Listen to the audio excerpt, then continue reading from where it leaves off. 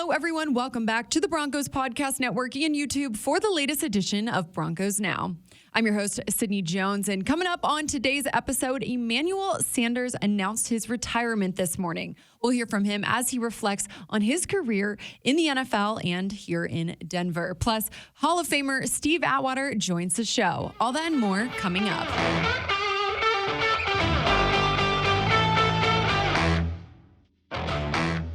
Wide receiver Emmanuel Sanders announced his retirement as a Bronco this morning.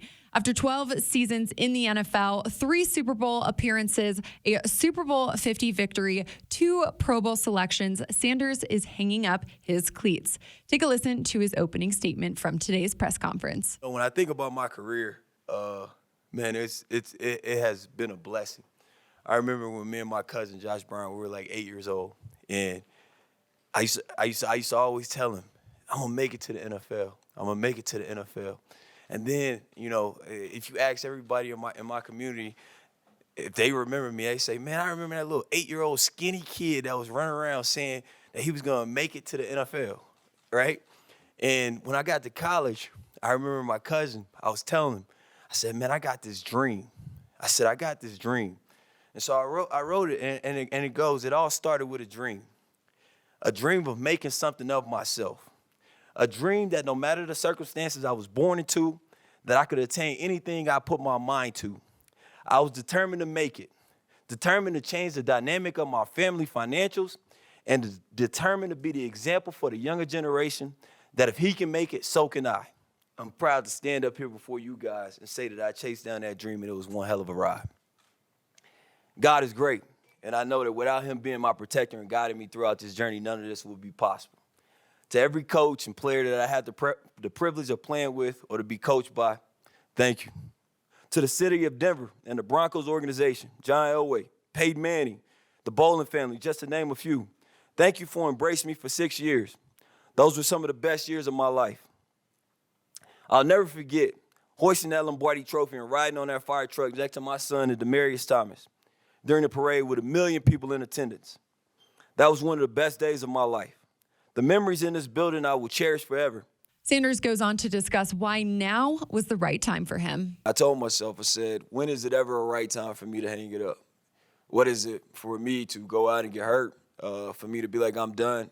But even how I'm built, me getting hurt, what am I risking? What is it worth? I got 2 kids. I got a beautiful wife. I have something that's bigger than football.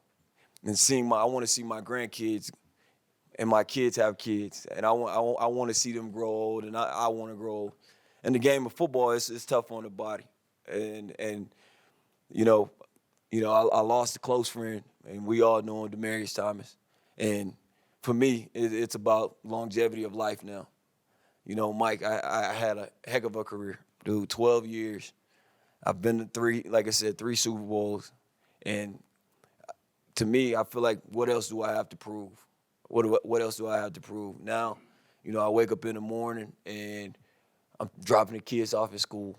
You know, I'm making sandwiches for my daughter. You know what I mean? And I see the beauty in that, and I'm happy. So, you know, for me, like, there's never really a right time to hang it up, but you know, I'm happy to hang it up now, and I'm content with hanging it up now. Sanders also reflects on his legacy in the league and passes down advice to this year's Broncos team. I came into the league. I remember when I came into the league, they said I was going to be a fifth receiver. At the time, there was no outside receivers. All of them was 6'2", 6'3", 6'4", big receivers. Came in with a guy, Antonio Brown, 5'11", me, 5'11". Antonio Brown was almost 190. I'm 175. But I tell people all the time, you can measure my hands, you can measure my feet, you can measure my arms, you can't measure my heart. And that's what I play with. I play with my heart. I was willing to do whatever, put it on the line and go and try to get a win, make the crowd roar, make the plays necessary. Now joining me here in the Broncos podcast studio is the Hall of Famer, the one and only Mr. Steve Atwater. Steve, what a pleasure it is having you on the podcast today. Thank you for joining me. Thank you so much, Sydney, for having me on. Of course. Well, Steve, how you doing? Are you gearing up for the season? Oh, yeah, absolutely. Everybody's fired up here in Broncos country. You already know that. I know. I can't believe the season is already here.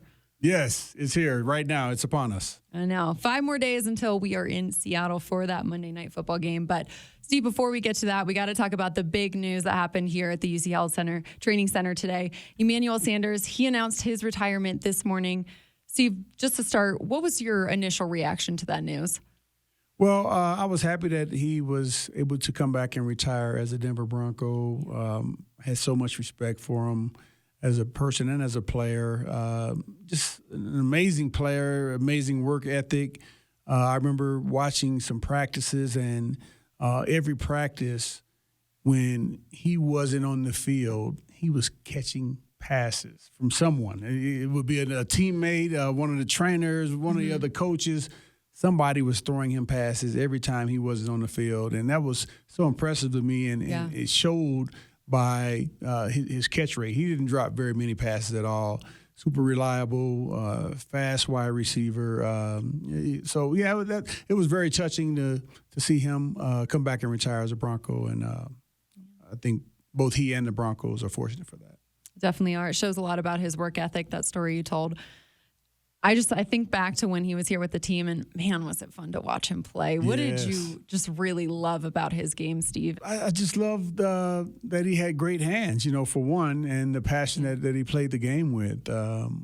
He's a guy who wasn't very big. He mentioned that in his press conference that he wasn't the biggest wide receiver ever, but he was a competitor. He's 5'11", 175 pounds. That's really light for a wide receiver, but man, he played like he was a big guy. He catch pass across the middle. He can beat you deep. He could do everything. And because I saw that work ethic, man, I never saw him drop pass. Again, I may have seen him drop one pass the whole entire time I've watched.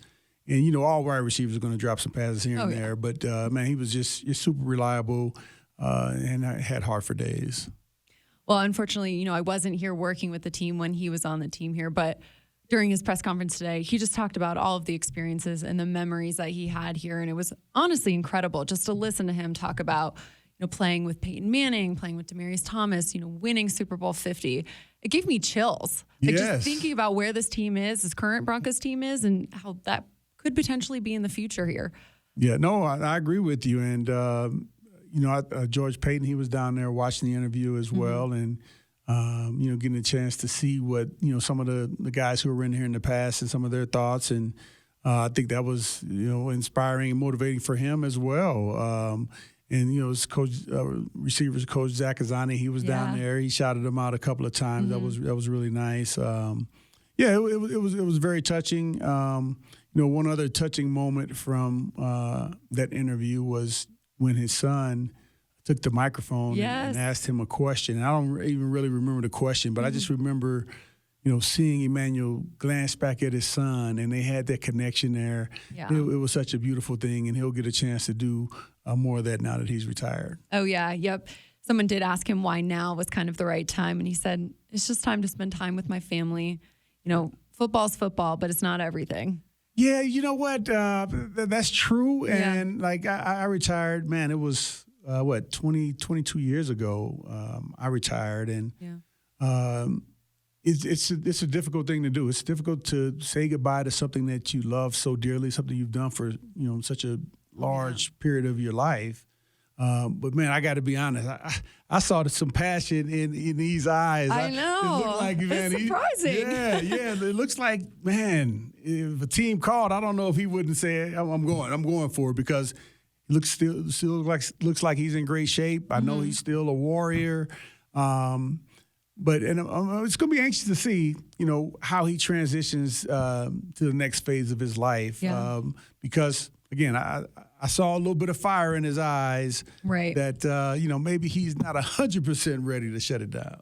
Well, he did say he has a TV gig lined up. Didn't disclose what that is yet. So he won't be too far away from the game. Still maybe calling some of the games. Yeah, and he's really, engaging as well. So I know he'll do really well there with his TV gig. Well, happy for him. Happy that he will get to spend some time with his family in this retirement. Steve, let's shift gears. Let's look at this current Broncos team right now. Like we mentioned earlier, only 5 days away from that season opener versus Seahawks. So, Steve, what are your expectations for week one? As, we haven't seen this team on the field together yet. We haven't seen any of our starters. Yeah, it's difficult to really have any huge expectations, although I do have a prediction that we're going to win 27-10, but that's a whole nother story. Ooh, I like it. Well, I would say, first off, we know that the Seattle Seahawks are going to come out. They're going to play solid defense. We know offensively, I feel like offensively they're going to come out and try to run the ball. And I know last year we were okay at run defense, but I think that we're going to make a leap this year with our run defense with the addition of DJ Jones, Randy Gregory, Jonas Griffith coming back off of that injury, Josie Jewell up there in the middle. So I think that we're gonna meet that task head on, and then once they start trying to throw in our secondary, it's going to be over. Oh yeah. So I anticipate the team coming out doing well, although we haven't seen it yet because most of the starters haven't played in the preseason. But I have trust in Coach Hackett that, hey, he knows what he's doing. He's going to have the guys ready to play. They're going to be fired up, and they're going to come out there and just play a good, strong, physical ball game from start to finish. I feel like there hasn't been a lot of talk this offseason or preseason about the defense, just because there's been so much news around the offense, what they'll look like, the anticipation to see them. But I feel like this defense is going to be pretty dominant. It's going to be fun to watch. It is, and I believe that because we got some depth there at the edge rusher position with Bradley Chubb. You got Randy Gregory, and then you got who's my guy? Baron Browning, and then you got Nick Bonito, you got Jonathan Cooper. These guys all can rush the passer, and when you got some edge guys bringing heat, you got pressure up the middle from Draymond Jones, DJ Jones, Mike Purcell, Deshaun Williams.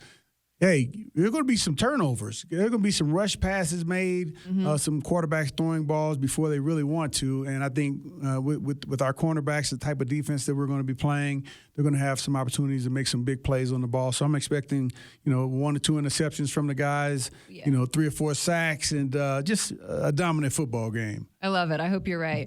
Well, Steve, obviously the main storyline heading into this Monday Night Football game is Russell Wilson returning to Seattle. What do you think this is really going to mean to him, being back there with a different team? I think it's going to mean a lot to him, especially because Seattle has such a special place in his heart and, the career that he's had up to this point. I think that he's going to, before the game, maybe have a little bit of jitters, but as we get closer to game time, I think he's going to block those jitters out and be able to get honed in and focused in and be that Russell Wilson that everybody knows is just, the great quarterback that's not only a great leader, but super accurate passer and just dominant on the football field. And then after the game, I think he'll come back down, and then he'll get the emotional side of, man, we came up here, we took care of business. Yeah. And, hated to have to do this to my guys, but I did. Yeah. Right. Yeah. Well, Steve, how long do you think it might take this offense to really gel? Man, hopefully not too long, but I just knowing how teams have been in the past, it normally takes a team 3, 4, 5 games to get to where they're hitting on all cylinders. Mm-hmm. Now, obviously, they've been practicing together. They've been going with the ones. But once you introduce the live aspect to it, to where guys are getting taken to the ground, get bangs and bruises, got to get ice after practice, all these different types of things.